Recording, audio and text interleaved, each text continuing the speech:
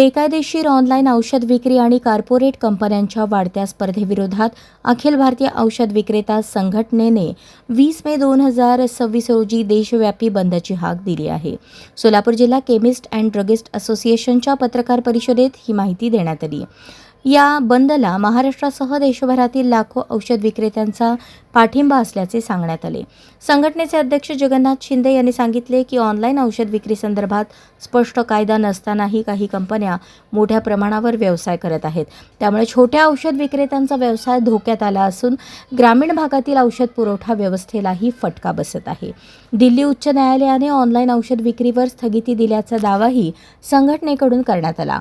राज्य संघटनेचे सचिव अनिल नावंडकर यांनी महाराष्ट्रातील बंद 100% यशस्वी होईल असा विश्वास व्यक्त केला. कॉर्पोरेट कंपन्यांकडून मोठ्या प्रमाणात सवलती देऊन स्पर्धा निर्माण केली जात असल्याचा आरोप करत सरकारने मागण्यांकडे दुर्लक्ष केल्यास आंदोलन अधिक तीव्र करण्याचा इशाराही संघटनेकडून देण्यात आला आहे. अध्यक्ष Solapur district chemist and druggist association आपल्या मार्फत मी सगळे जनतेला विनंती करतो की ऑनलाईन मेडिसिन खरेदी करणं खूप दुष्परिणाम आहेत. सगळ्यांनी ऑनलाईन मेडिसिन खरेदी करू नये. आणि तसेच आमचा 20 मे रोजी अखिल भारतीय केमिस्ट बंद आहे. त्या बंदमध्ये आम्ही सगळे केमिस्ट सोलापूर जिल्ह्यातील सगळे केमिस्ट आम्ही सहभागी होणार आहे. आणि तसेच आम्ही 20 मे रोजी सकाळी 9 वाजता 4 पुतळा ते पूनम गेट येथं आम्ही भव्य मोर्चा काढणार आहे. त्या मोर्चामध्ये सोलापूर शहरातील बरेचसे केमिस्ट सहभागी होणार आहेत.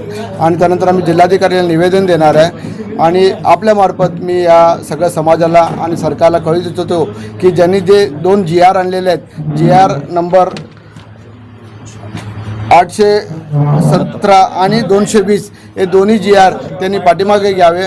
आणि हे डीप डिस्काउंट मार्फत जी कॉम्पिटिशन चालू आहे त्या कॉम्पिटिशनला पण कुठल्याही कायद्याच्या मार्फत हे कॉम्पिटिशन कमी करावी, जेणेकरून सगळं रुग्णांना सगळं पेशंटला चांगल्या पद्धतीचे उच्च दर्जाचे प्रतीचे औषधं मिळावे ही आमची प्राथमिकता आहे. त्या दृष्टीनं सरकारने या आमच्या मागणीचा योग्य विचार करावा. तसेच जनतेने यापुढं ऑनलाईन औषधं परचेस करू नये ही नम्र विनंती.